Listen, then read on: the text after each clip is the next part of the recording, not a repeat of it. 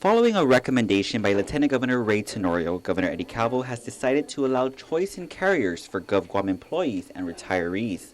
I think it's a good day for GovGuam employees and retirees. They will have a choice in insurance companies to choose from when open enrollment begins. That recommendation specifically noted how the negotiating team managed to negotiate a multiple carrier scenario that substantially is cheaper than the rates being paid now under the sole provider. We have to keep in mind, too, is that when we talk about prices, these are estimates that are provided, I think, by the actuary or by the health insurance negotiating team. They're not final numbers. This is the first time in many years that a non-exclusive contract has been an option, something Torres says probably would have happened last year as the governor was prepared to choose the multiple carrier scenario. That process, as you recall, resulted in a protest, which caused a rollover of the prior year contract.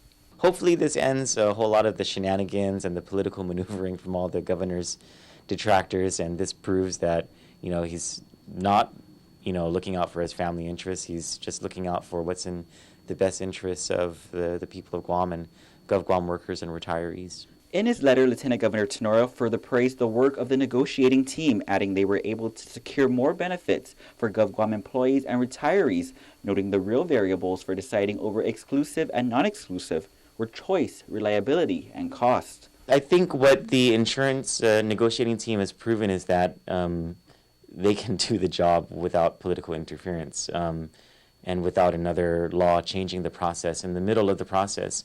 Torres is referring to Senator Ben Pangalinan's Bill 81 that would have changed how GovGuam procures health insurance for fiscal year 2014.